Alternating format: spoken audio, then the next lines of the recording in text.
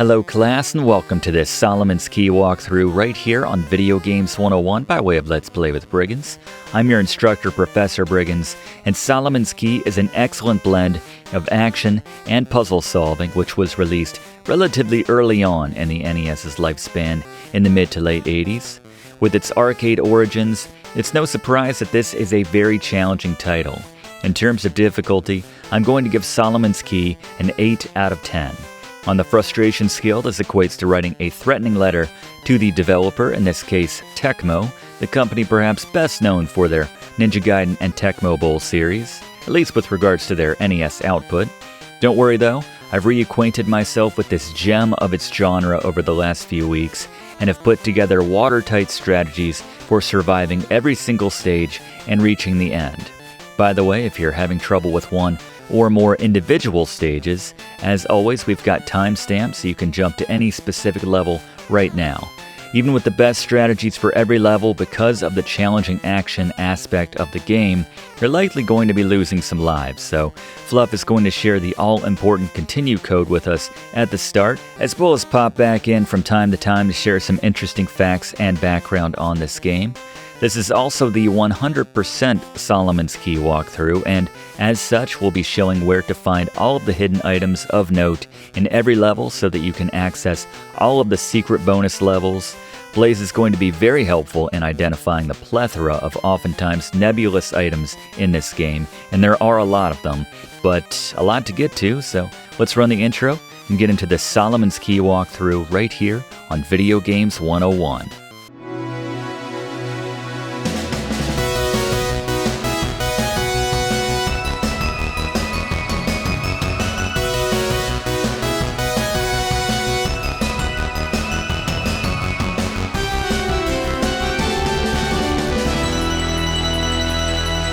Before we get into the game, let's take a look at the controls for Solomon's Key.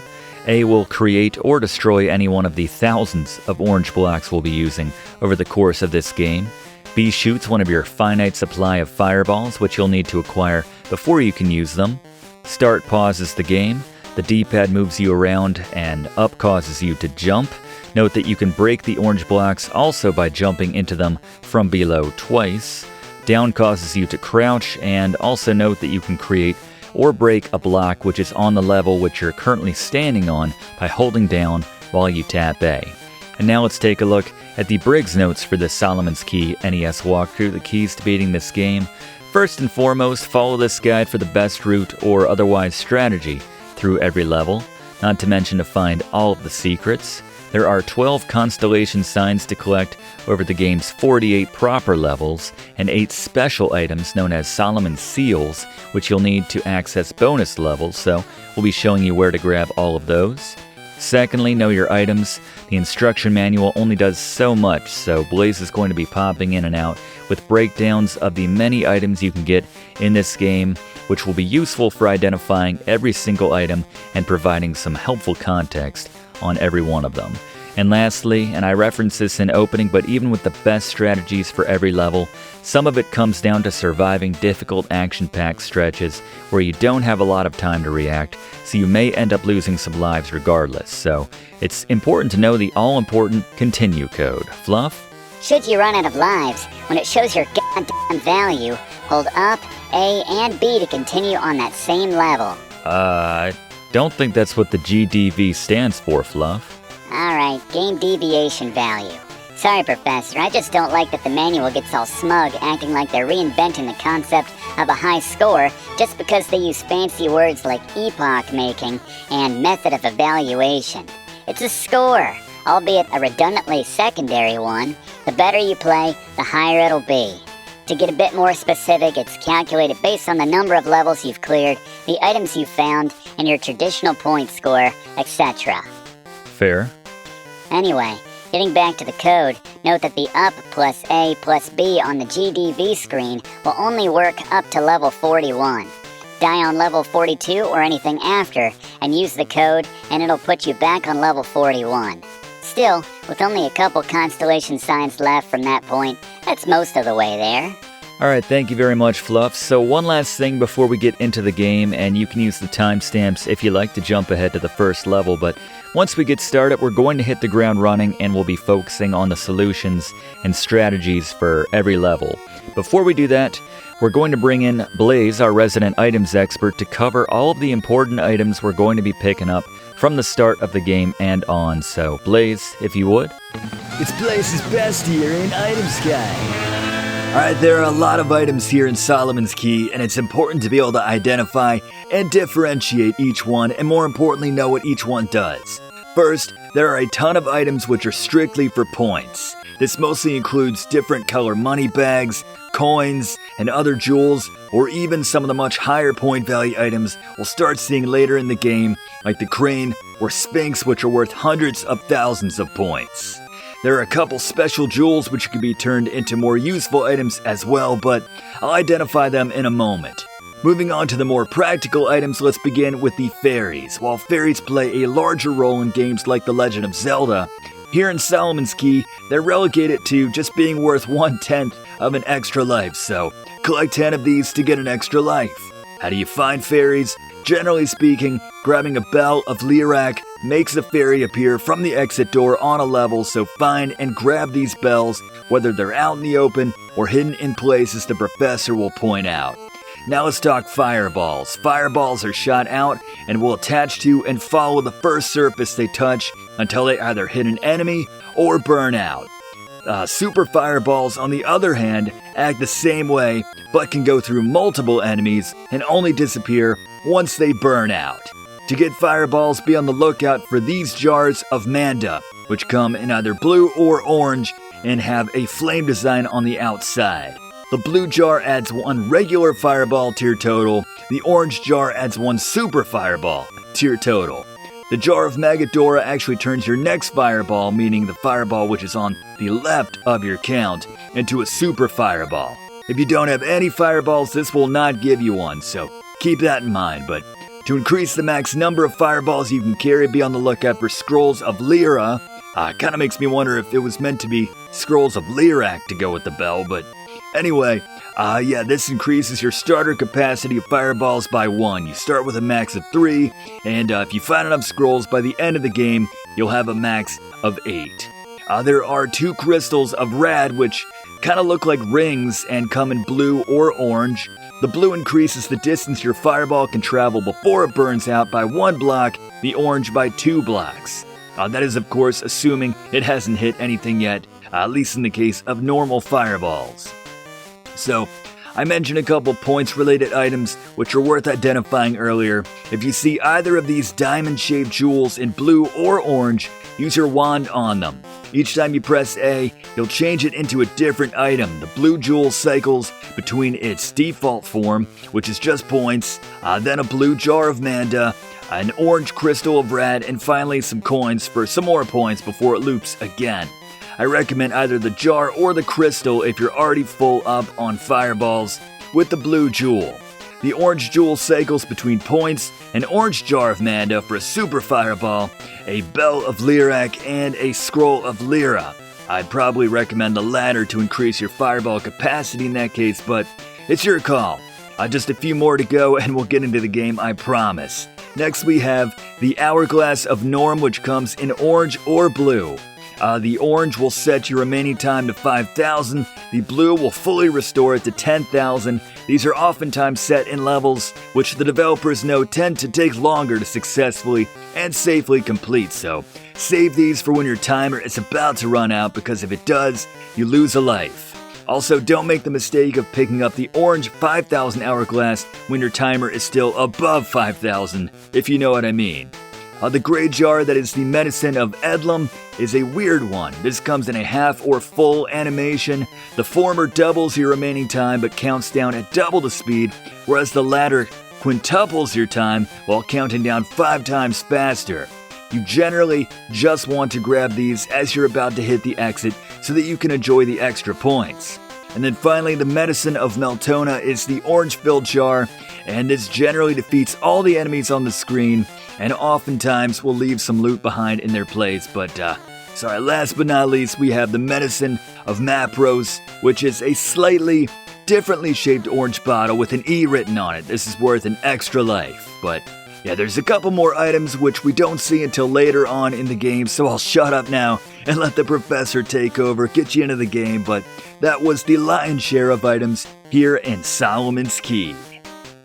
Alright, thank you very much, Blaze. Well, I think we've covered just about everything, so let's get into the actual game now.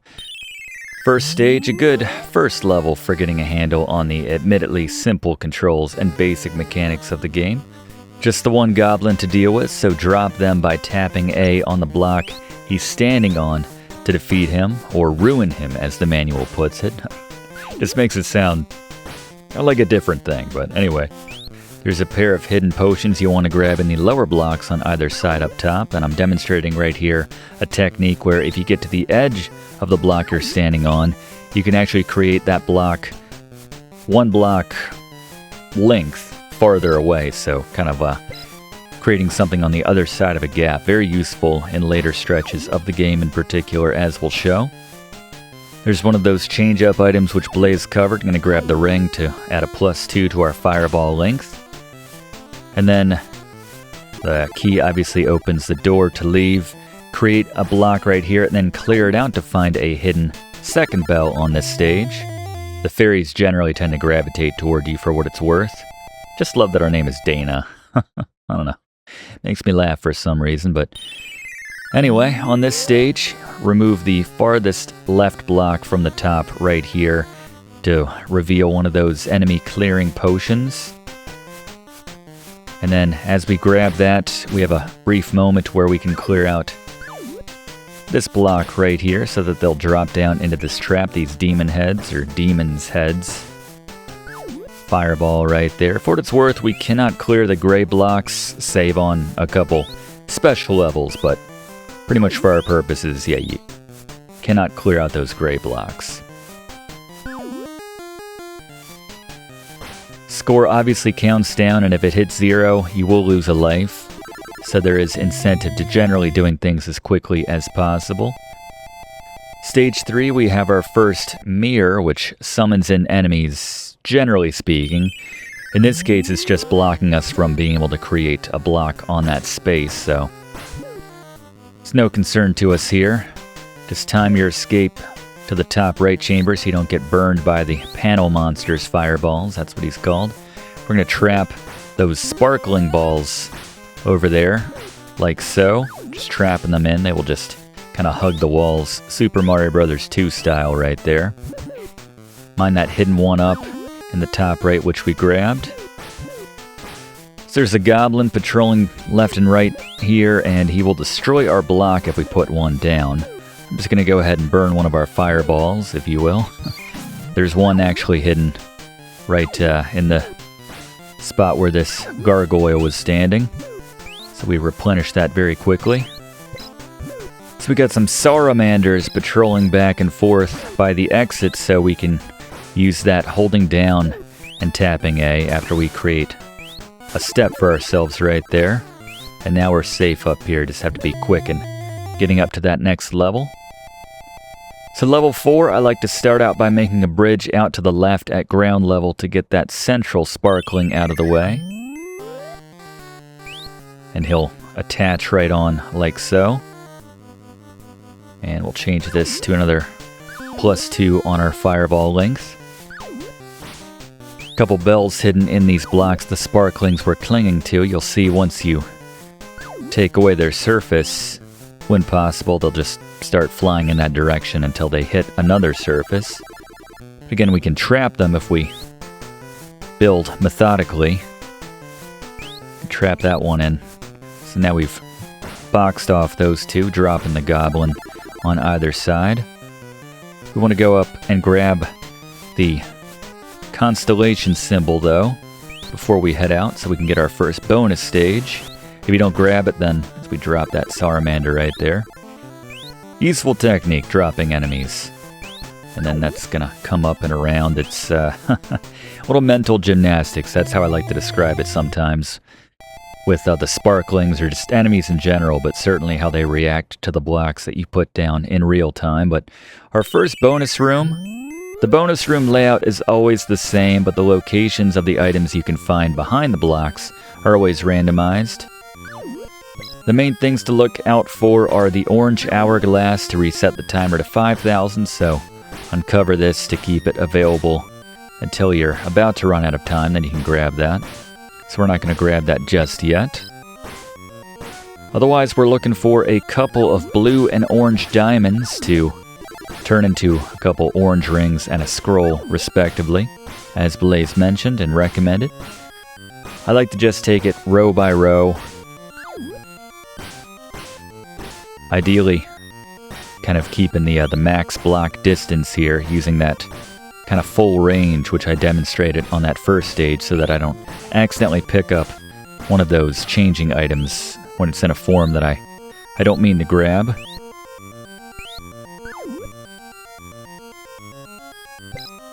Gotta be careful, if an enemy drops on you, then it will kill you, so when you're dropping an enemy, make sure you're clearing out that. We got our first 10 fairies right there for our first one-up by that means.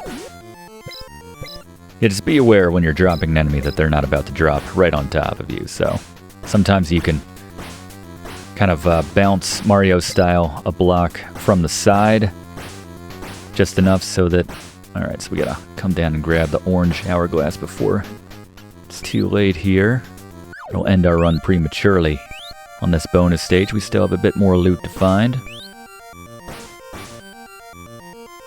Eventually you'll just get sick of these levels and you'll say, alright, once you get to your 6s, 7s, 8s, I don't really need the items all that badly at that stage in the game.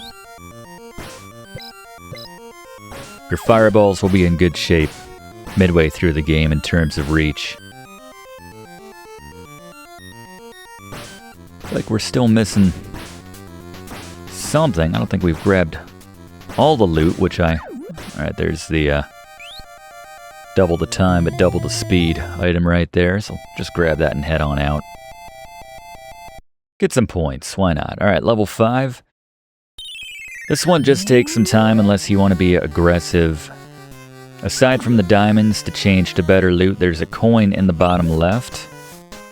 After that, you can either build layers of platforms as you climb up the center, or just alternate like I'm going to do, luring these gargoyles out a step and then dropping them. It's the safer way to climb up here, rather than risking getting burned. Their fireballs will destroy the block which you made. Pretty much any enemy touching one of the blocks which you've made will go ahead and destroy that for the most part, save for the sparklings, and I think that might be about it, actually. See, we're in the Taurus block now.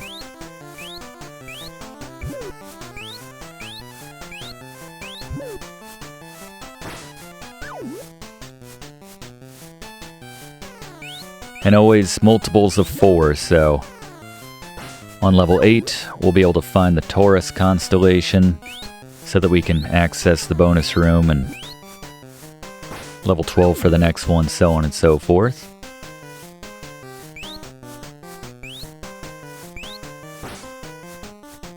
Sometimes they drop fairies or other loot when you destroy them. It's always set enemies, though. It's not random necessarily when you're, for the most part, when you're felling an enemy and getting an item in return. So now I think we can take that one. Feeling pretty good about our chances right there. On to level 6 now, Shrine 6. Grab the key at the start. And they're letting us know with the super fireball right there. That's a very easy way to clear out this level. Of course, as Blaze mentioned, the next fireball which we fire is the leftmost one, so it's not like we can prioritize sending out the super fireball. You'll see that the ghosts change course when you drop something right in front of them. We can use that to our advantage to kind of inch forward to that side. Hidden bell right there. Just enough time to slip down like so. So So the super fireball is the more convenient way to get down, but it's good to learn that technique for dealing with the ghosts or changing their course. You can jump over these goblins pretty easily, actually. See, once they spot you, they'll come in fast, but they don't turn around mid-charge, so got some time there. Alright, room 7. Use that phrase again. This requires some serious mental gymnastics, keeping track of the sparklings. You can start to let them loose. Note that 2 each on the inside are attached to the inner wall, 2 each are attached to the outer wall, so it's important to keep track of which is on which. So right now we're safe right here, because they're both on the inner wall, but grab the key right here. A lot of points-related items, but we want that scroll over there on the right side. Drop this gargoyle right here. Make things a little safer if we want to head over to that side. We have our first hidden wings right here. I'm just going to reveal it. We're not going to grab it because, again, as Blaze mentioned, that would advance us by 5 levels, and that would skip over the first Solomon Seal, which is an item which we need to achieve the best ending in this game. We need to collect all 8 of the Solomon Seals, so don't want to skip out on that by grabbing those wings right there, but just the same, want to show that they are there. You see what I'm talking about with the mental gymnastics right now, so it's a good chance to grab ourselves the scroll to increase our fireball count to 5. And with all the good loot grabbed, we can head on now to level 8, where we will find the Taurus constellation up there at the top. This one also requires some mental gymnastics, but remembering that you can reverse the course of the ghosts is key here, so that you can bunch up these 2 a little tighter to buy yourself more time. The right side has a few worthwhile goodies, which I'll point out, whereas the left and middle also have some hidden items, but just coins and points, so we don't really care about that so much. Just buying ourselves some more time, making a little wall there on that side. Increasing our fireball by 1 right there. And we can fill them in beneath us as well, remember? Now we're just doing the exact same thing on this level. Keeping these ghosts at bay.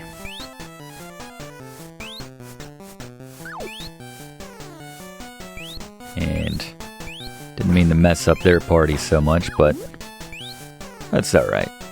Jump to the safety of this, and now do need to bunch these 2 up. So now grab the constellation first, and now we can drop down once they're both up top. Coast is clear. Here we go.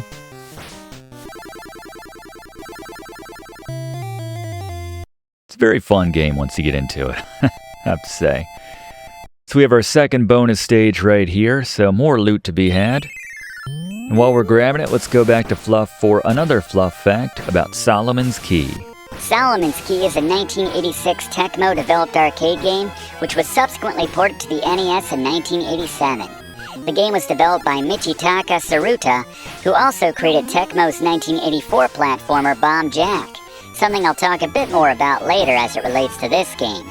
On Solomon's Key, Saruta was inspired by Broderbund's 1983 hit puzzle platformer Lode Runner, and was more of a pure action title until the creator of the Dig Dug-inspired Mr. Do arcade title in Kazutoshi Ueda, who was Saruta's superior at Tecmo at the time, suggested he work in more puzzle elements in the game.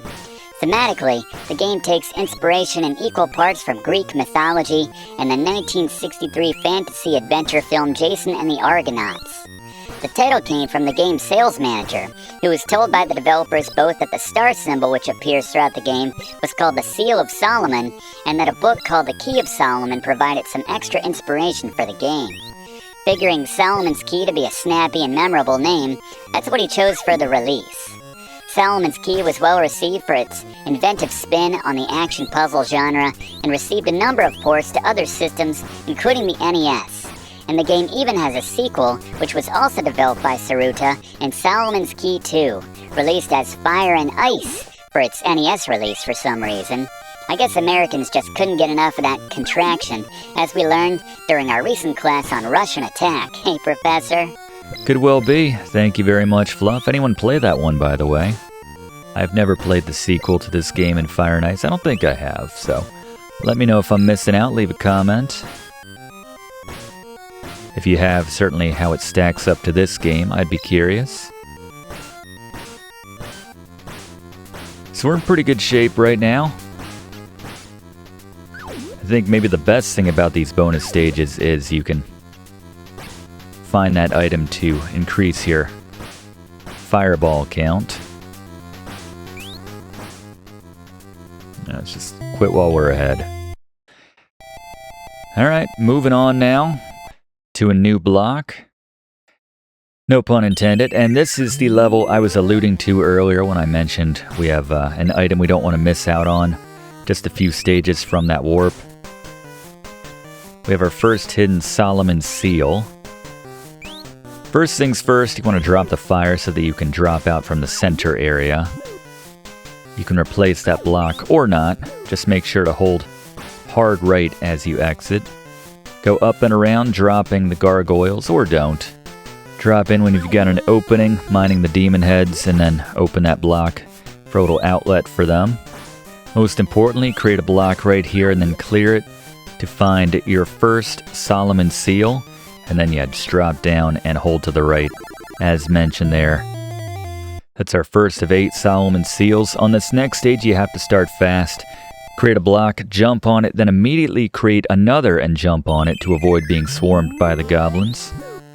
Alternatively, you can create one block to bunch the two up, kind of put them right on top of each other like they are right now, and then burn them, like so. As I show off your options there, the flames can be a gamble, admittedly, as you need to wait long enough to get them both, but otherwise pretty straightforward. The flame can tangle up your head a bit at first, as it doesn't appear there's room to get to the next level. But you need to create a block on the far right, and then drop the flame, and then kind of dull it with the A button right there, then jump over it to your block which you made, and then carry on that way. Couple diamonds to change, and you can get a fairy from the gargoyle up top if you lure them to the left as well. But it's more trouble than it's worth in my experience, honestly.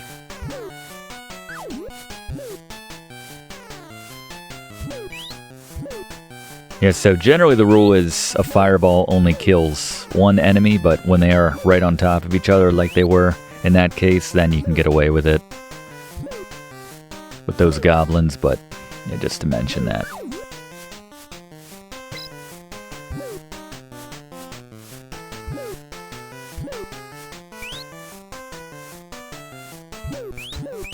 And this will be good as we make a little bridge for ourselves up here.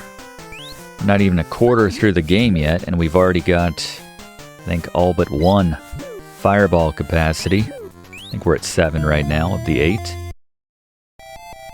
Looking pretty good. Shrine number 11, or room number 11. This one's not too bad from a skill point of view if you know what you're doing. Wait for the fast sparkling to come all the way around, then trap it just in this little 2 square space right here, like a little crawl space under the stairs. Connect a block to the left so that the nearby sparkling can come down, then trap it just by the crawl space right there. Now you just need to fill in the 2 blocks above the panel monster, and quickly go up and over before he takes out the brick below the mirror. Make your way up and around to the bottom right, creating a block in the bottom rightmost corner of the map. Now open the outlet right here, let them all come out, and then do a nice long jump over those 2.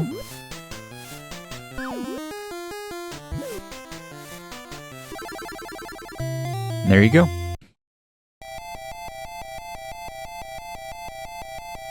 On to level 12, another one which isn't too bad with a bunch of salamanders.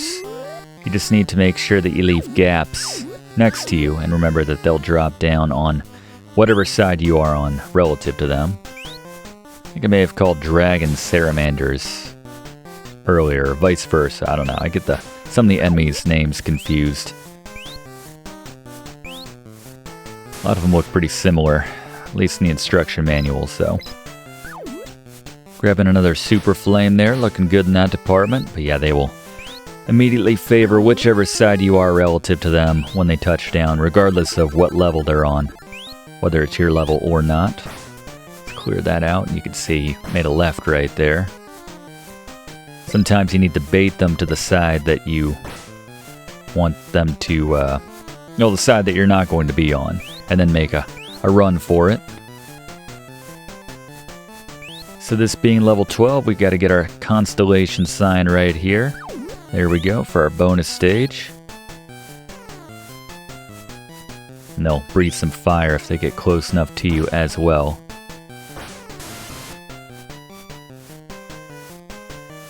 Pretty generous though with how close you need to be to that fire to actually have it kill you. Everything kills us, by the way. There's no life meter, obviously, as you probably gathered. Anything touches us, we are dead, so. Alright, another bonus room here.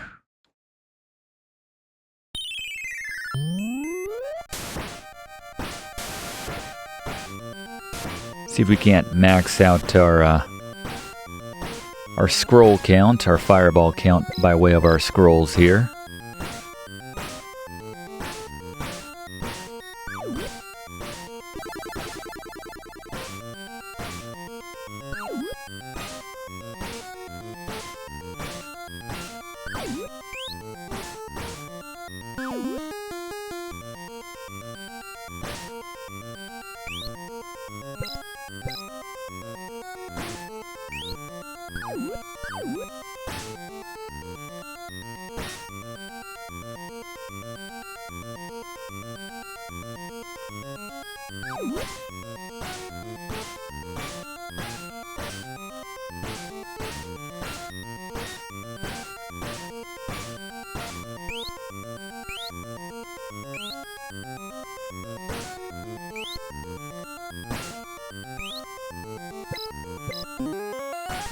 And there it is.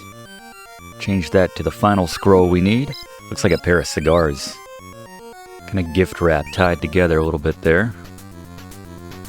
Drop you right there. There's more time.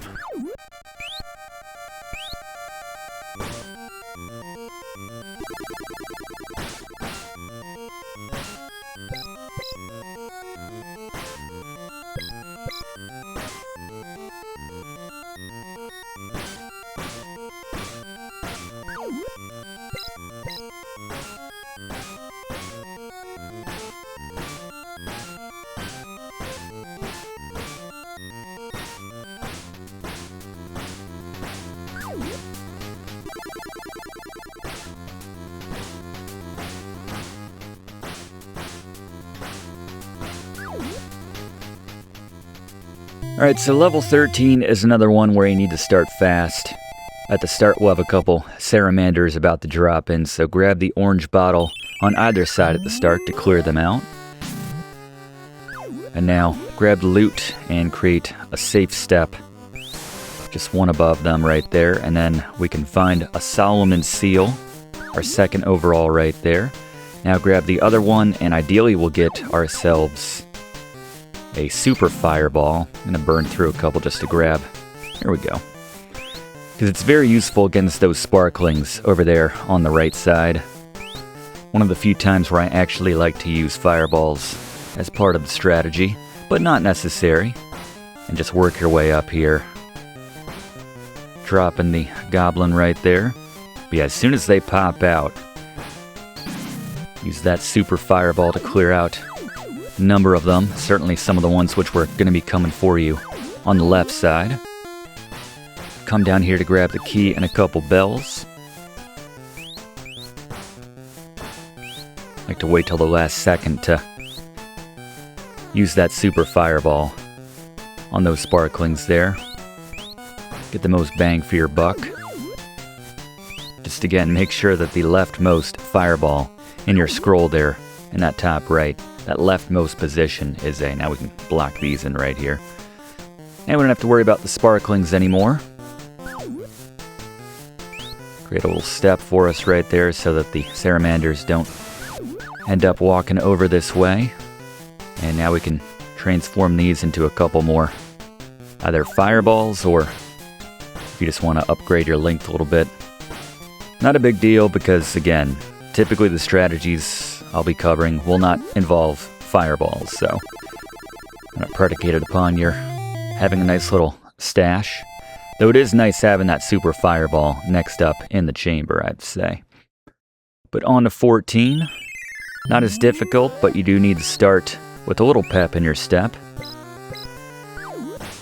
Because, yeah, eventually, once that ghost clears out, or the mules go up and down, the ghosts go left and right.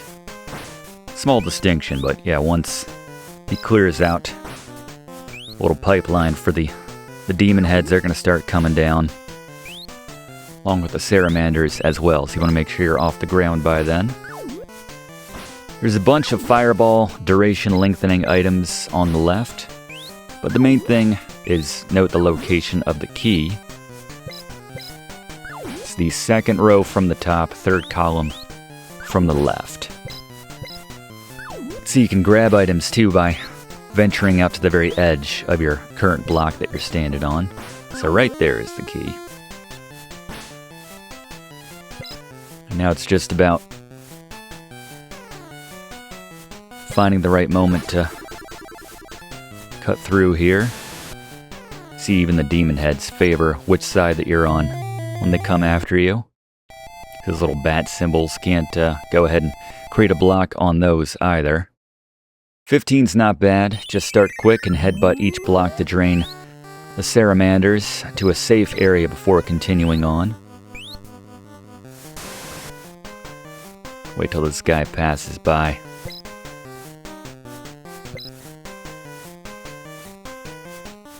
Could have made a block there, but yeah, that's one of the trickier jumps you'll have to make in this game, where there's a ceiling directly above your head, so you need to make sure you're at the very edge of that block before you try jumping. Otherwise, you'll hit your head and just drop straight down into that gap. Takes some practice, so good technique to get used to, as that's a necessity in some of the later levels when we can't create that little bridge for ourselves underneath.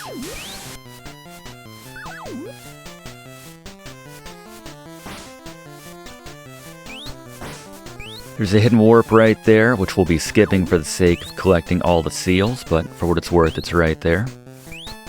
There's also an enemy clearing potion right here, so grab it and then very quickly make your way to the exit. A little close for comfort, but we made it. Thank you, Dana. I smile every time I see that, I don't know why. Just don't expect this powerful wizard to be named Dana. 16, another one which isn't bad. Wait for the sparkling to be on the top side before you jump out, then safely get yourself a place to stand above the ground floor. From there, just work your way up. If you want, you can lure the sparkling off of its platform to make grabbing the key easier. This will keep you from having to drop back down to the chaos of the floor once again. And from there, it's just about taking your time, grabbing the loot. There's a couple jewels hidden in the blocks on either side of the bell. But who can be bothered at this point in the game, right? Let's grab our final fireball here, so we're maxed out at 8. And then drop down, grabbing the constellation sign right there for our bonus stage.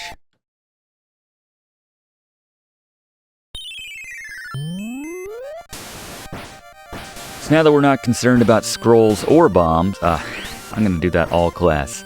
Scrolls or fireballs. I think I'm definitely thinking of Gauntlet, a game we did a class on in the last few months, where, yeah, the potions are for bombs to clear the screen. Not the same thing, but yeah, the point being, not too concerned about finding loot on these bonus stages. Going to be spending less and less time on each one.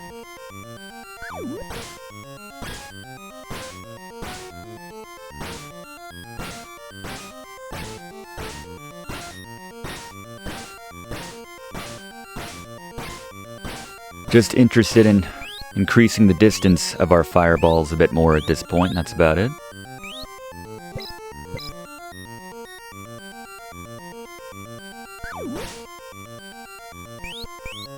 I'm satisfied.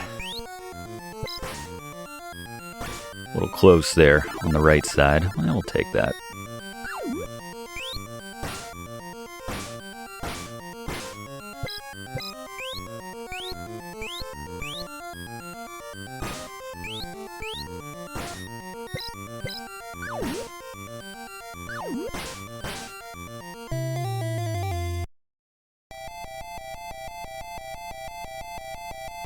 Alright, 17. This requires you to think outside the box, or better said, trap yourself in the box multiple times.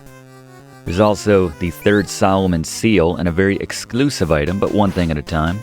At the start, create a block to your left and wait for the moment of opportunity when these sparklings aren't about to kill you. Then jump on it and block left and right. Wait for the sparklings to pass over the block on your left, clear it, and just repeat that to your left. Do this all the way to the left, then close off the bottom area.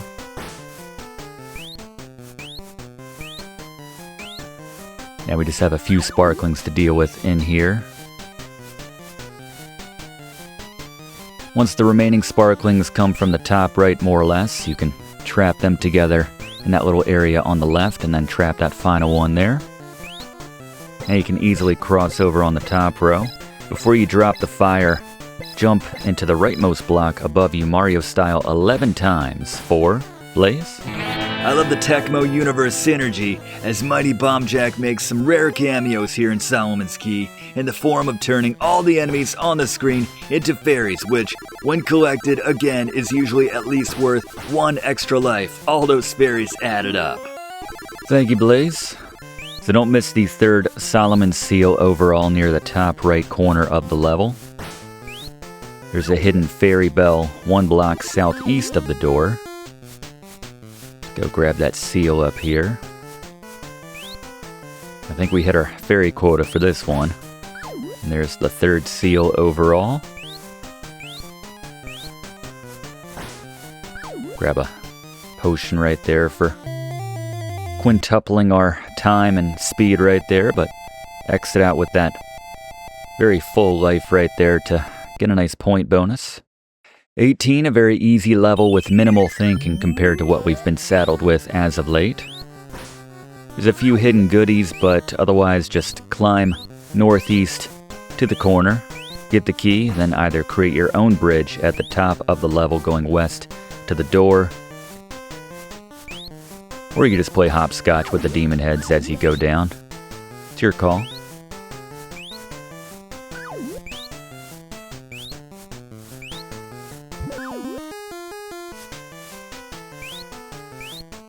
Gotta mind the gargoyle there. Don't be greedy. And then time up the skulls dropping in. Speedy skulls. Now we just safely drop down here.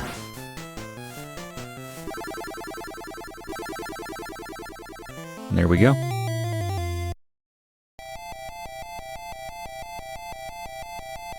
"19 also isn't too bad. You just need to start fast and be decisive.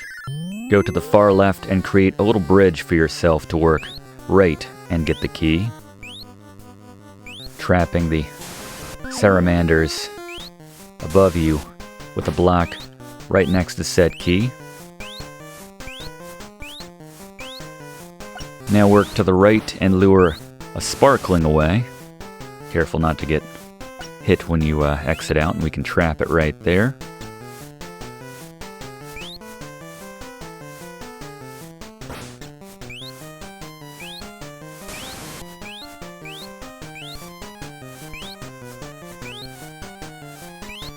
And we're going to work our way up the wall here, dropping these salamanders along the way. Probably mixing up those two names, the dragons and the salamanders, but that's fine. Note that we can make a 2-gap jump like so, going from the edge of one to the edge of another, but don't miss the 4th overall Solomon seal right there. And And this will unlock a unique bonus room after this next level, because we've gotten all 4 of those seals to this point. But first, level 20 with 0 enemies. This is the safest level we've encountered thus far. It's just annoying. This is more or less the most efficient route through it for what it's worth. A couple things of note to grab are the constellation sign, as well as a very sneaky item, which is just worth an extra life in the Tecmo bunny. But there's a very specific way you need to go about collecting it for it to actually be worth what you want it to be worth. So, Blaze? As if Mighty Bomb Jack wasn't enough, we've got an appearance from the famed Tecmo bunny.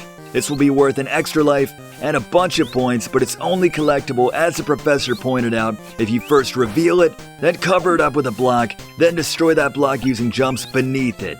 For some reason.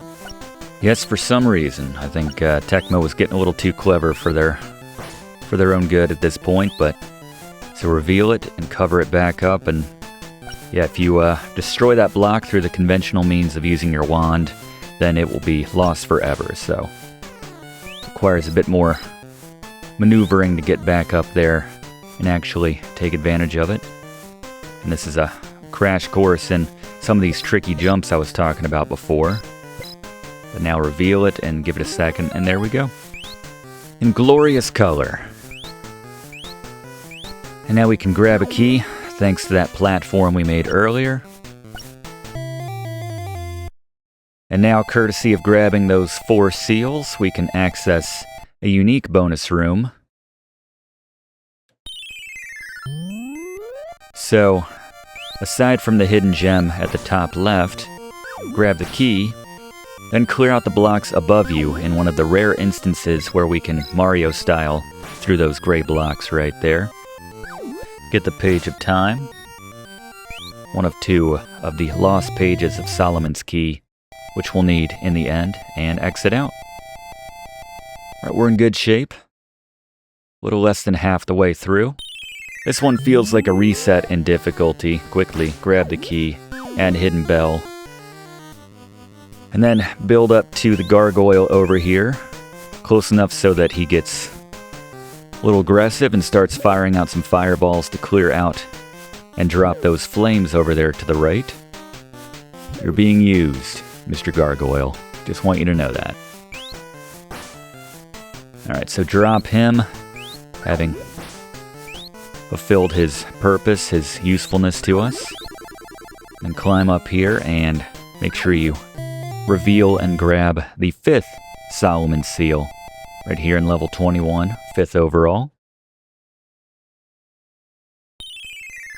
22, this one is just about slowing up the Salamanders.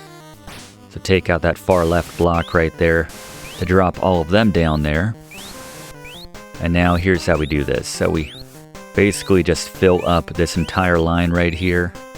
And now, before we create that outlet for them, grab this potion up here to boost our points by the end of this. Now you can let them drop down. And this is going to be close here, but you have just enough time to go ahead and basically drop down before that top Salamander clears out all the blocks which you made, and the bottom one just disappears. As there's a shelf life on all of these enemies, in case you haven't noticed that to this point. Very useful. So grab the key, you can douse the flame to make that jump a little easier either way. 23 is our first true thread the needle challenge here in Solomon's Key at the start. The baddies always move at the same speed and sequence together, so you don't have to worry about waiting for an alignment or anything. Just drop off to the left as soon as the top of the back one of the top pair flies to the right, and then just kind of adjust back and forth as necessary to drop down. There's a 100,000 point crane there, so reveal it if you want to grab it. And then jump over the wizard, and then just kind of repeat this right here. Let him charge at you, and then you have enough time to get over that way.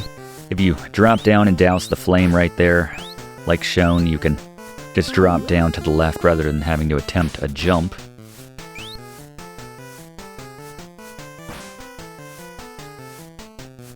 That's how you clear that right there. And these flying demon mice. I'm not sure what they are. They're not in the instruction manual, best I can tell, but they have the same behavior as the ghosts. For what it's worth, there's a bit of loot in this little square room right here, which we can reveal. Just make sure you make that little platform for yourself on the left to drop down onto. Nothing all that valuable, just a couple bells for the most part and some points. And there is a hidden warp right there. And actually, if you grab that one, you won't be missing out on any loot for what it's worth here on 23. So if you want to grab that, it won't skip any of the seals. But we're going to be playing every stage, but just wanted to point it out just the same. 24 is just about following the path and being aware of the sparklings. You can bother trapping them from time to time, but it's generally not necessary if you're just being vigilant. Keeping an eye on them. Free the first one you come across with a jump and drop down in a hole you created to let it go overhead. And then free the right one, drop the flame, and find the sign in the bottom right. Now drop the dragon and close off the floor below you, letting the next two sparklings out and avoid them accordingly. There's a scroll just above that second sparkling in that section.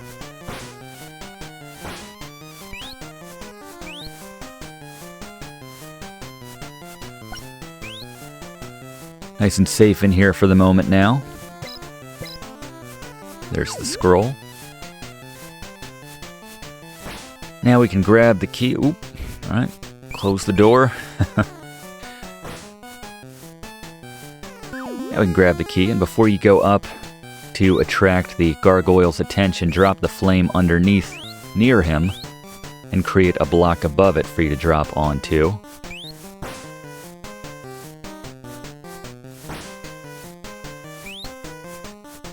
There you go. Nice and safe now. Wait for this to clear. We can drop down now. Just create our bridge out of here. Come on. Is there that much suction on the door? Out the door we go, though. On to 25. Or actually, I guess we're on to the bonus stage.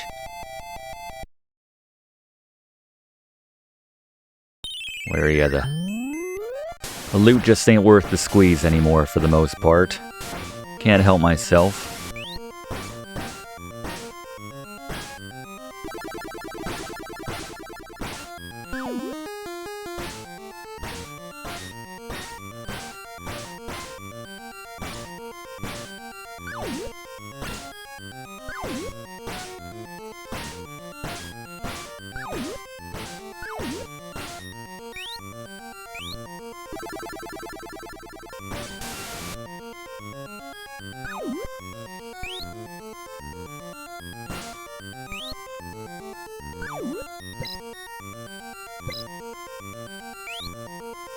Yeah, that'll do. 25 is actually another level where the loot ain't worth the squeeze, if you will, so we're gonna go straight for the door. Move quickly up to the key platform at the start, melting the sides. Then we're basically just building straight up as the situation allows when we don't have every other demon head pair or gargoyles coming at us. There's a bell in the center of the left and right open columns on the same row as the key, for what it's worth, but other than that, just some point-related items.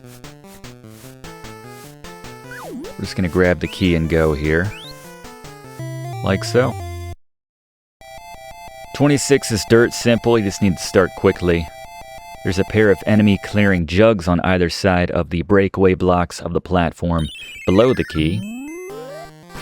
So grab one and grab the loot, which they leave behind. Just create the little outlet here, and then when the coast is clear, grab that jug. Now we can safely grab the key, and grab the other one actually, so that we can get a moment to catch our breath again. And now just gotta climb up. Actually, I can't help myself with all this loot down here. Knowing they're about to clear out. Hopefully this wasn't a bad idea. little extra work, but I think we're okay. We're safe. There's a crane on that top left block, or behind the top left block. There's I think a half gray jug on the top right one as well. Right there.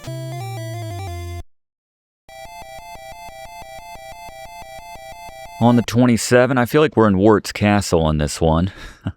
Although with this game preceding that game, yeah, maybe SMB2 International / Doki Doki Panic stole it from this, I don't know.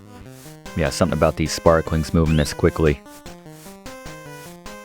Very simple concept though, just trap the coked up sparklings, beginning with the tiny cell for the first one and moving on from there. And trap that one.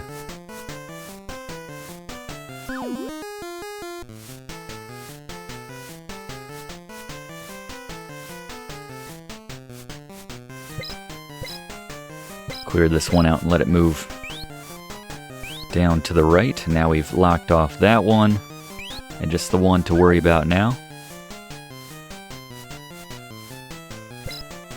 So that's going to be moving, yeah, we can trap it in a small cell to the right here, but it's going to be hugging the right wall here, so let that pass through, and there we go. I'll talk to Ward about getting you guys freed, but right now, we're just heading to the door. There's an extra life jar in the block right next to the door, actually. And we can hop over the door if we create a block on the left side of it on ground level. Like so.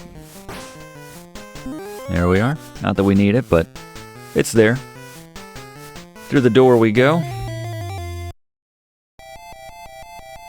So 28, this one seems more complicated than it is. There's actually a very specific route you're meant to take to get to the end. And it'll take most of the clock to get there. So create a block under the mirror right here when you're on the left side of it, and trap the sparkling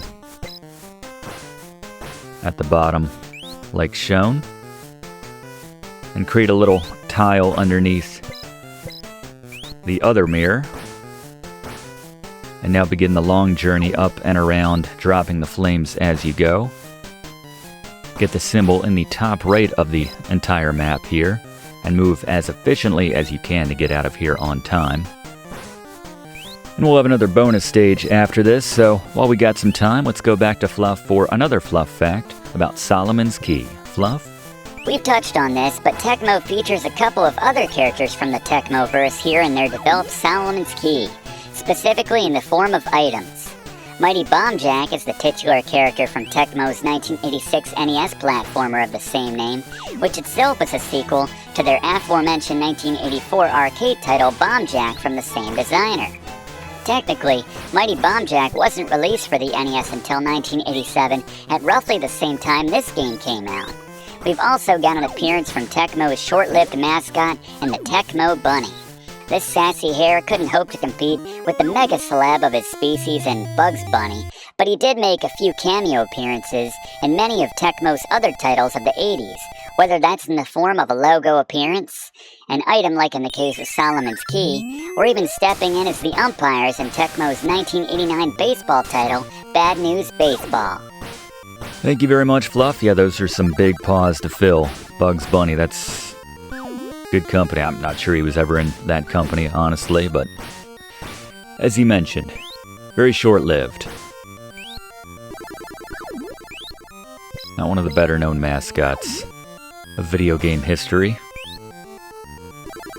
Just can't be bothered with these bonus stages at this point. So we've been sitting on our super fireballs for a while, so let's use one. Drop down on the left and face right, firing your super fireball so that it's pretty much in sync with when the top left ghost hits the left block and turns around. And then you can grab the 6 Solomon seal right there with the floor clear, but yeah, timing up in that way with the super fireball allows you to clear out the floor and grab that Solomon seal with a lot more ease, but just as importantly, takes out that top ghost so that it's a little safer the remainder of the level right here. Strictly speaking, not necessary for beating this level, but we've got him. Figuratively burning a hole in our pockets there. And there's a lot of loot in a line here. Every other space, like so.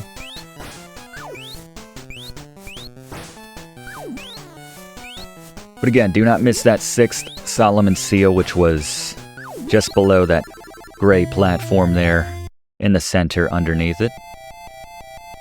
On to 30. This level is stupid. Grab the 1-up at the start, then clear out the gems while you keep working your way back up.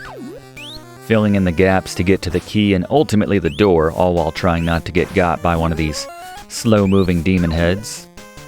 Your brain can easily stop paying attention midway through, so while I focus on the task at hand, you might be wondering what is the purpose of getting all of these Solomon seals aside from just the personal glory of getting the 100% of this game. What's it all for? Well, there are a number of different endings for this game, and while we'll be showing you the best ending of the game, from getting all the loot, all the important hidden stuff, unlocking all the hidden rooms, there are other endings if you don't put in the effort or just don't manage to find a lot of the hidden stuff. So with an overview on that, here is Fluff. So there are a few different endings here in Solomon's Key, and before you get excited, they're all pretty similar to one another. If you beat the game without collecting either of the pages of time and space, it will show the building and just say, "The power of Solomon's Key sealed away the devils underground." Manage to find one of the 2 pages, but not the other, and you'll see a bunch of baddies get sucked into the building, and it will subsequently say, "The power of Solomon's Key sealed away all of the evil spirits in the world. However, a small possibility of their revival remains." Which, well, I guess I get how that's better. It still kind of sounds worse than the first message. If you manage to get both pages, you'll see the baddies get sucked in and the building will collapse, followed by a message which says, "The power of Solomon's Key sealed away all the evil spirits, and the constellation was ruined. Peace will be ours forever." Without the punctuation, though, it kind of just reads like, "The constellation was ruined, peace." But anyway, one last detail. If you manage to get all of the hidden seals and pages, and thus get to the princess's room and rescue her, you'll see a bunch of fairies fly out from the building before it sucks the baddies in and crumbles, and you'll get one added line above the previous message which says fairies were released and flew around the world. So, yeah, kinda cool, the variation of endings based on how you played for a game as old as it is, but all true gamers know the real payoff is in the satisfaction of 100%ing this game. Amen, Fluff. Thank you very much. That's why we do it. And now we're just still trying to close out our game here. Fluff was sharing facts about this game for the last couple minutes. We're still not through it. This has to be far and away the longest level of this game. Very frustrating. I'll just let them drop down, make my step right here. And finally, my goodness. The hourglass can help, but not necessary, strictly speaking, for that level. But yeah, if you drop more times than you mean to, or just things don't always go according to plan, it can help. But 31, another level where you just need to work your way through it rather linearly in a way which makes sense. First to the key.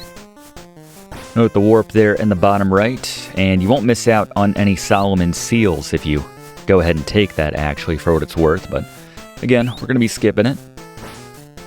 Otherwise, just work your way up, accounting for the fast-moving demon heads, which are zipping around. Just make sure you don't have any roots open, which will propel them into you as you make your steps and/or bridges for yourself to continue. There's a gold sphinx in the center around where the flames were at the start. Otherwise, no real worthwhile loot in this stage of the game of which to speak of.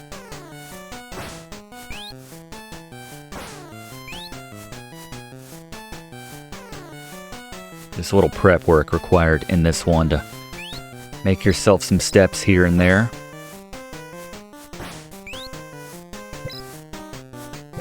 Gotta time that one just right. Then make our step right down here. And out we go. On to 32, be quick at the start as you jump to the left and grab the loot line. Exit out the bottom block and go left, creating a block above the fire. You'll quickly get a sense of how far those demon heads will go before they expire.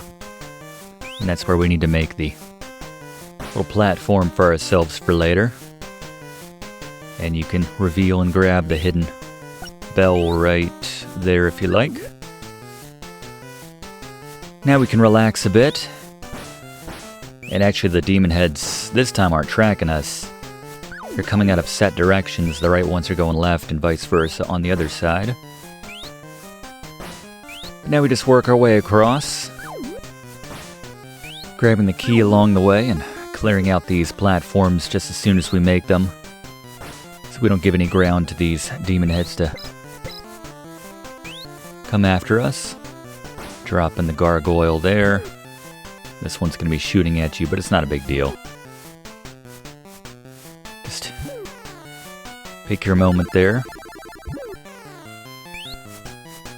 He will come over to us in a second. There we go. And then, note, right there is the symbol constellation sign for this level. Now we just got to retrace our steps to the exit here. And there's a hidden crane right between these two right there. Let's inch out to grab that. And grab as many of these as you can or like to strengthen your fireball range. And there we go.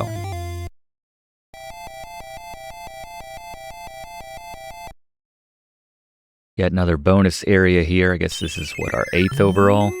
Since that was 32. Just doing a bit of math.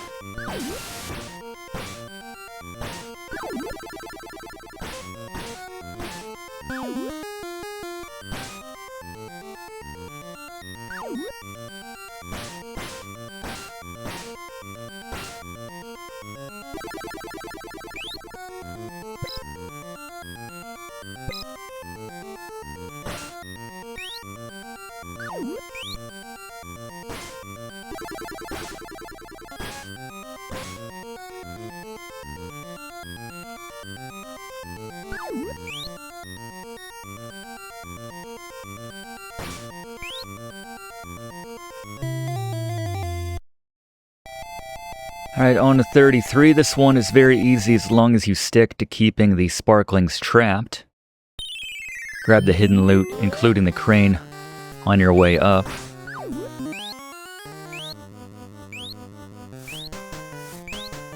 Avoiding those flying baddies.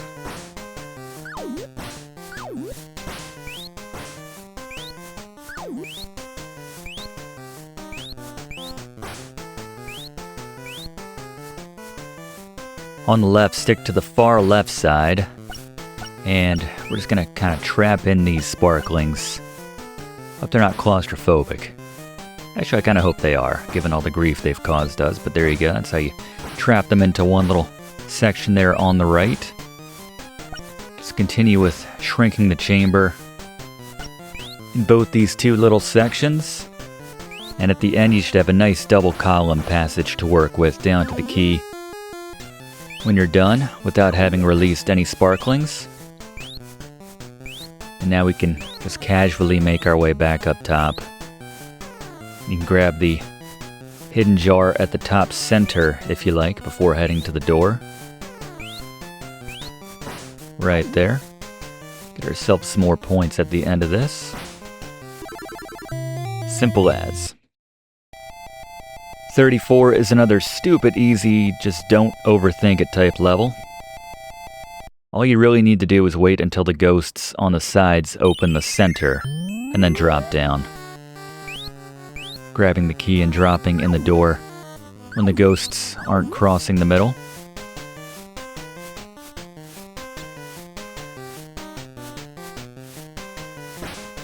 Until they clear that out, you're thinking to yourself, how am I supposed to do this? Where's the opening? Yeah, we'll take that. we will happily take a level like that. And all the points which come with it. 35, you want to scale up the left side, dropping the 2 higher fires on that side, while creating gaps for the demon heads to drop into so you don't get hit.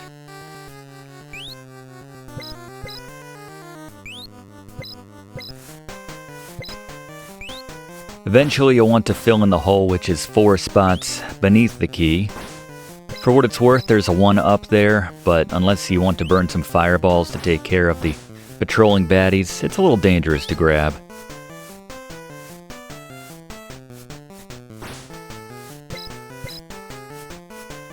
Oop, tend to get a little impatient once you're past level 30.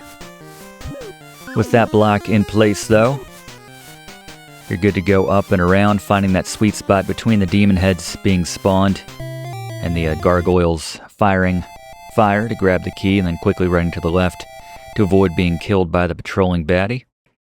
If you want to just burn him when you drop down or even before you attempt that to be extra safe, not the worst idea, but 36, welcome to the Donkey Kong round. I call it that for obvious reasons, I hope. This one's actually not too bad when you understand the output behavior of the mirror at the top, and specifically that it alternates between hectic and more relaxed and spaced out output pace, so it's a little hectic right now, but now you see there's a little gap between that and the last one they sent, and then that one right there. So that's when you want to start to make your move before things get a little crazy again. It's pairs of 4, so it's 4 quick ones, then 4 slow ones, or slower at least.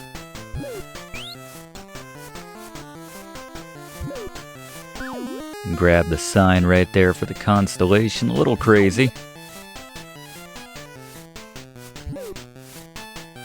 Just take a breath. And then use our stairs, which we've already made here, our little platforms, for some relative safety. And now I don't even think they can reach this far, so we're good to go.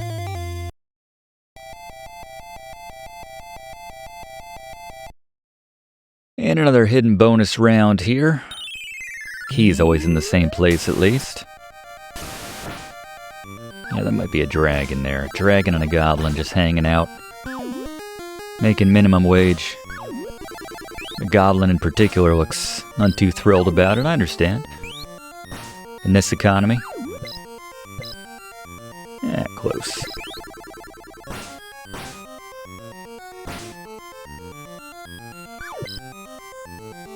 Just can't pass up loot. At least non-point related loot, even if I don't need it. Alright, 37, if you want to burn a super flame, you can very efficiently take out the string of panel monsters, possibly getting some nice loot in the process. It's not necessary though, as you simply need to build an extra layer with each row as you create and climb your stairs, like I'll show here. So as you work to the right here, just create one right there, create one behind you, keep going, and so on and so forth. That bottom one's not really necessary, just thinking about the ground being burned out from my feet, but if you move fast enough, it is not an issue in the least. Alright, so 38, this one's a bit of a mess, so here we go. At the start, fill in the gaps on either side of you, 1 floor down, like so. Then open the center and time your drop to avoid both ghosts. Now we're going to go to the left, where our objective is to remove the block directly beneath the top left flame, or better said, the one which is 2 beneath it, so that we can drop it later on when we're coming in from the right on that same level. Now go back down to the bottom and go on to the right side this time, revealing another Tecmo bunny. And covering it once again to smash it Mario style for the extra life as Blaze mentioned. Fill in this real quick first.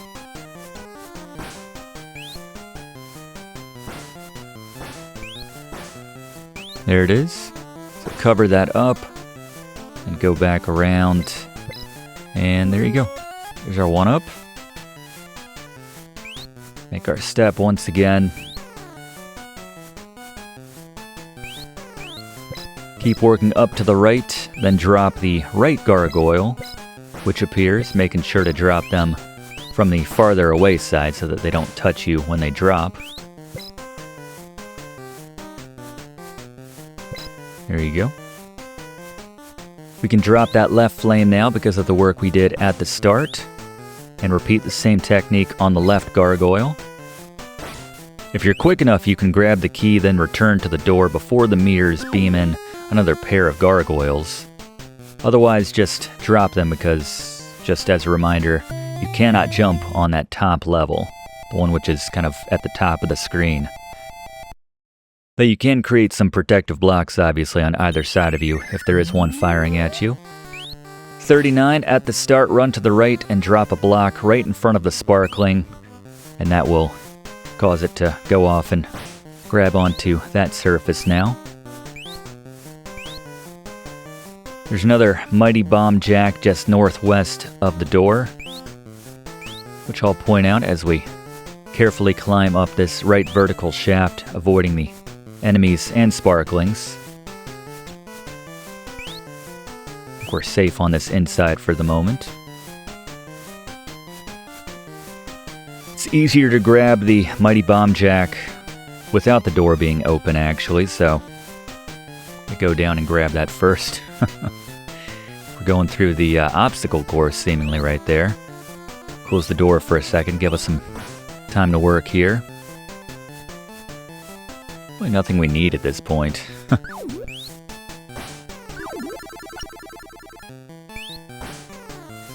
Reset our timer as well, but that's the block we want to jump on right there, or jump at. 11 hits, has him popping around. And there we go. Nice and safe now. There's also wings in the bottom left of the second floor, which we kind of boxed out right there. But if we grab that, that would skip over some important loot over these next 5 levels, so something to keep in mind. Definitely avoid it if you're going for the best ending, 100% completion of Solomon's Key here. But just to show you where it is, right there. Alright, into the final decade of levels here at 40. Jump over the speeding sparkling at the start, accounting for its change in speed when the screen gets overloaded with synchronized fireballs. We can grab the sign early on, just mind the fireballs. With that in hand, I just like to build up from beneath the gargoyle and create a little ledge, dropping it and then grabbing the key. There's a 1-up hidden in the top right of the screen, but other than that, it's just about keeping an eye on that sparkling. But most of the time, you'll be somewhere well above the ground, so it's not an issue or worth the risk of trying to trap it, which you can do. You can get it trapped on that kind of left one-off gray block if you put the work into it. Just to show you where that hidden 1-up is right there. And then exit out. And we're now coming up on level 41 after we knock out this bonus round here. Just a reminder that using any code, or the code, which Fluff mentioned at the start of the game, the continue on the GDV screen, that will always return us to level 41, even if you've surpassed 41 at this point in the game, so just a friendly reminder. If you grew up with this game, probably you are as familiar with level 41 as any other in this game as a result, probably, because of the number of times you continued on that level, with the final stretch of levels in this game being some of the toughest. So 41, at the start, run to the left as quickly as possible and dig into the right wall as you drop down. Grab the token for 200,000 points. Then jump and create 3 blocks at that level just above you to trap the demon heads above you. Burrow through the right and repeat it on the opposite side and grab the key and screen clearing jar. Now it's just about cutting through either side in a timely fashion, avoiding the demon heads. And Fluff, I'm told you have a tip to share as we head for the exit? That's right, Professor. You'll likely be exiting this stage from above just to avoid the enemies being spawned in. As you build toward the door from above, just walk off the side of your bridge into the exit rather than jumping off the side into it. Somewhat similar to a hack I covered in our class on Legacy of the Wizard, this tricks the game into thinking you're on level ground, allowing you to jump if you hold up going into the next level. On most levels, this provides you with no benefit, but on the next stage, you can save yourself a lot of hassle by using this hack. Thank you, Fluff. Excellent tip. So yes, as Fluff mentioned, drop in at the end of 41, then hold up and right, being ready to tap A to clear a block at the start of 42. This keeps us from dropping down at the start, and once we grab both point items, plus the hidden one in between, we can drop down and go to the right. And now with those blocks gone, we can easily drop those flames and make this level quite a bit more manageable, not to mention much faster. Big thank you once again to Fluff for that very useful tip for this stage.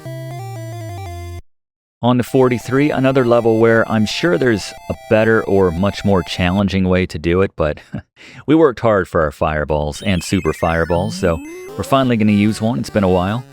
At the start, immediately run left, uncover and grab the key, then quickly climb the left wall until you're safe, where I show.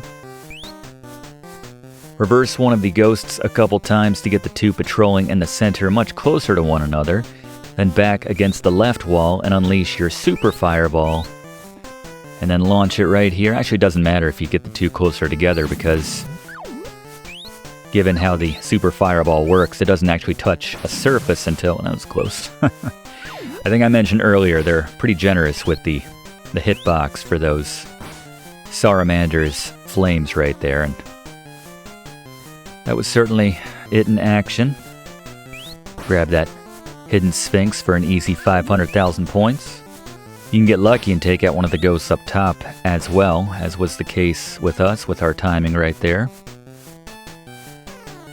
Makes it a bit more manageable when you come up here. Less needle threading, less hurdling necessary. But there's the exit for what should have been a much more difficult stage.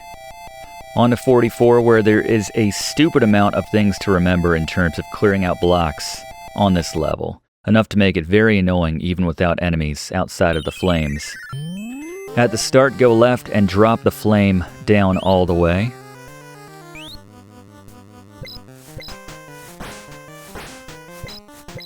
Now go next door and knock out the block below that flame. Do the same with all the blocks on the second row as you go right. Right there. Grab the key and then go up and grab the hidden crane.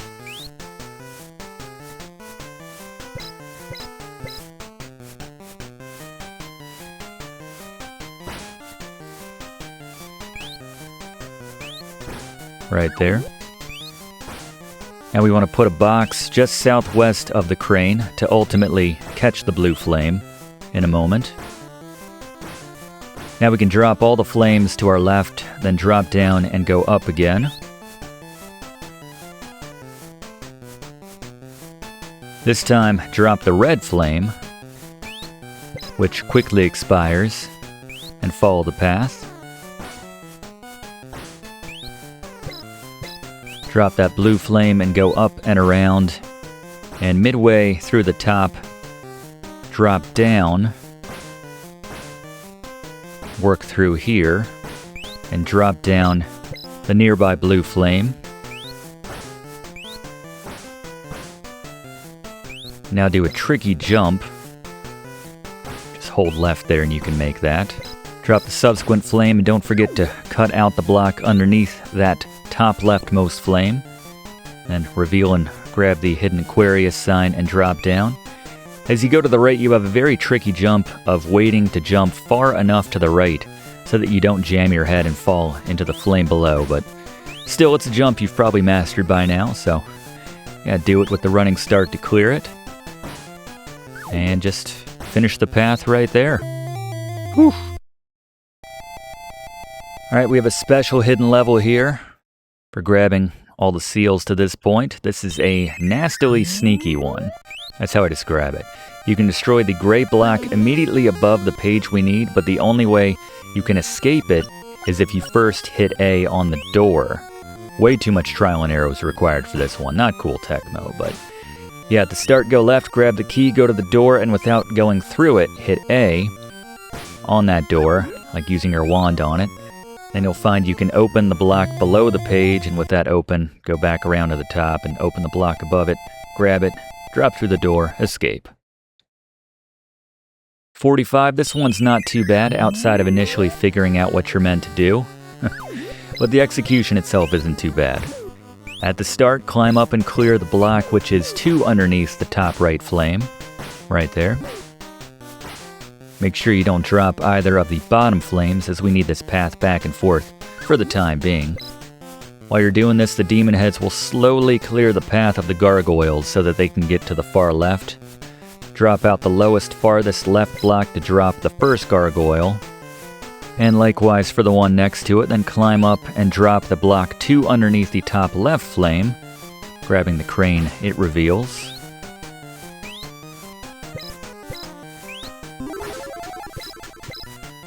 Now we can backtrack to the bottom right, finally dropping and covering that flame and threading the needle in the opening between demon heads so that we can plug up the opening they're all dropping in. Like so. Now we can catch our breath and start chiseling out the path up and to the left, plugging up the spot where their generator is so they can't get us. Now just carefully make your way to the right to grab yourself the key behind that top right block. And pretty straightforward from here. And this will take us on to arguably the toughest stage in the game, in level 46, at least for me, as it took me the longest to figure out, and the execution is still difficult, but yeah, here we go. By the way, your fireballs are pretty much useless after this stage, so if you think they'll help, have at them. At the start, note the Salamander's max distance is basically the right edge of that second lowest platform, so we can drop the first 2 goblins without issue. Likewise for the one just to the right of that second platform, so clear him out like so. Then climb to reveal the 7th Solomon seal, which is above the door. We need to do this before we grab the key, otherwise, yeah, you just won't be able to reach it, because the door will suck you in. Now one of the trickier parts is we go to the bottom left corner and create a series of distanced blocks, like I demonstrate right here. You can take out the 3rd platform goblin, but it's actually not necessary. You do it nonetheless. Less goblins makes everything a little bit safer. Make a tricky jump to the left, like so. Again, I recommend coming in from the right side of the platform with a running start to help you get the timing to not bang your head on the ceiling and drop down. Once you get to the 4th platform, take out the goblin. Then when the right mirror spawns a salamander which goes left because of your location, jump pretty much as soon as it bounces off the wall for your kind of tight window between the salamanders, and create a block to the far right, like shown. Then fill in the one right next to it. And now, once we have our best opening once again, when this one goes to the left, clear that out, and then make a nice safe block for yourself right here. And if you've done this, congratulations. It's all downhill from here. By the way, there's a time reset by that lowest right platform should you need it. Right there. But after a very challenging yet satisfying round, we are on to 47. Just 2 proper levels to go here. 47, another one which took a while to crack. Had to start, go over 6 blocks and drop down. 1, 2, 3, 4, 5, 6. And just follow the path here. You can reveal a 1-up jar for later. Don't grab it yet, but cut back to the left. Drop the nearby blue flame, and once you get a break between the demon heads, create a bridge for yourself, then block in the demon heads so they won't be an issue moving forward. Now go down to the bottom right, dulling the bottom flame so that you can drop off and go to the center to create an all-important block for you for exiting the stage. In a little bit, now go back to the right, create a block underneath the bottom right flame, then drop the flame onto that block which you just created. You can stand on the side of these blocks without getting burned, so do that as you jump up and to the left. Repeat this for the flame just above that last one, then work left and up, grabbing the one up, and a nice point booster as well. Use that trick one more time for the blue flame in the top right corner, creating a base for it underneath before you drop it.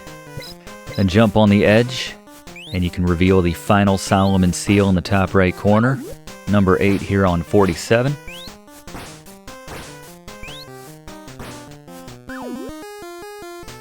Now just work your way back to the left, grab the key, and drop down, heading for the exit and on to the final proper level.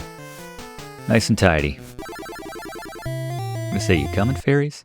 Alright, the final proper level here on 48, and it's another sneaky level for figuring out, not to mention one which makes use of some misdirection in my opinion.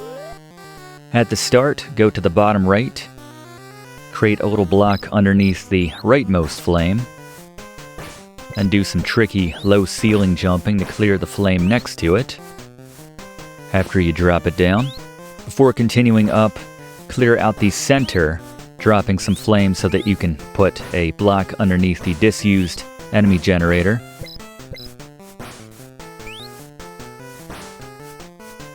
Like so. Now you can go to the right and up a level, dropping that flame and getting a crane.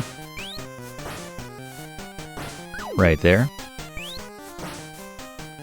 And we're going to go left and we'll find the final sign here. Clear out that far left block as well to drop that flame down. There's the sign. Now we can just pop right up here. Drop these flames, and I'm going to try to do this. As we drop down, clear it out this block and push to the right. And reveal a hidden item right there. And grab the key, and now we just need to work our way back up and around. We're completely ignoring the top right flames by going this way. For what it's worth, if you go that route, that's a one-time use, whereas this path can be used again and again. Very important considering we need to loop this entire level twice because the key is below the door at the bottom of that shaft. You can stop off here for some nice bonus loot, namely a extra life, which I'm not sure you'll need at this stage in the game, but anyway, just rework your path here. Careful with the tricky jumps once again. As yeah, that's some dangerous platforming right there. Always hold my breath when I have to make one of those jumps. But here we go. Dropping in, and now we head to the Prinsess Room, spelled with an S instead of a C. This one's pretty dumb. Alright, I guess first we have the extra bonus room. Very anticlimactic here.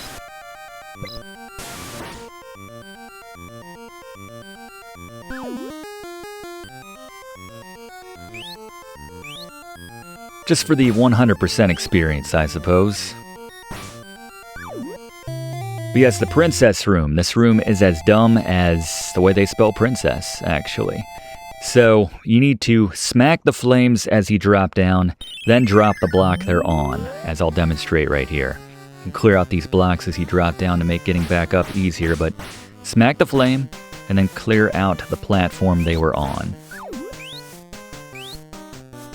You can also do it once you touch down as well, but, you know, you have to do it in that order, basically, and note the cranes on either side. You can clear out these top blocks as well for what it's worth. Don't need to come back up this way, so don't worry about those, but smack the flame, drop it down, reveal the crane, and now we can open this bottom left one right here. And the dumbness is not over. You need to hit the fairy with your wand as well before this block will open. Careful, you can burn the princess for what it's worth. Not a good time. With that idiocy behind us, the final level. Let's start fast. Jump over the dragon. Cut through the wall. Jump over the ghost. Cut through the bottom left and hold left as you drop down on the floor. Run left to right. And again, if you start it fast, you won't need to worry about any sparklings or ghosts because the timing will be such that it'll work out just like that.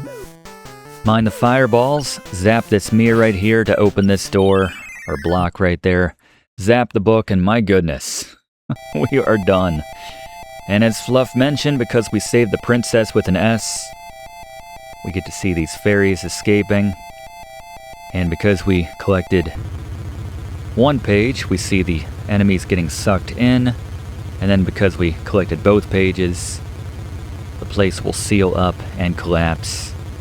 And we'll get the happiest of happy endings here in Solomon's Key. Big thanks to all my TAs today, by the way, or Blaze and Fluff. Gary got to avoid this one. I do like this game, but yeah, you'll feel like you just took some sort of aptitude test at the end of this one. Can't even talk right at this point. No bosses, though, of which to speak, as it drops down.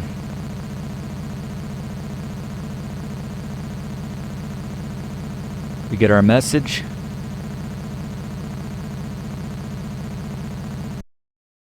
Fairies were released and flew around the world. The power of Solomon's Key sealed away all of the evil spirits, and the constellation was ruined.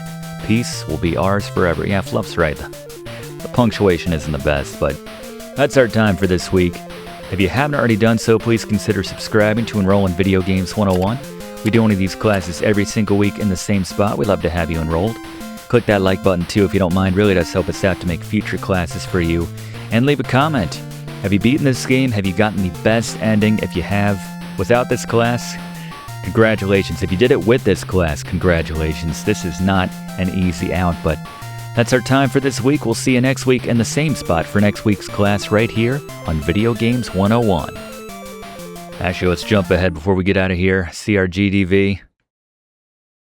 I can't not help but think what Fluff called it earlier, but our score was 81. There you go. For what it's worth, that's seemingly a pretty good score, but what was your best GDV you ever achieved here in Solomon's Key? But we'll see you next week. Thanks for watching. Thanks for watching, and don't forget to like and comment on this video, and click subscribe if you haven't already, as this seriously helps me to keep making great content for you. And check the description of this video to see what song is playing right now.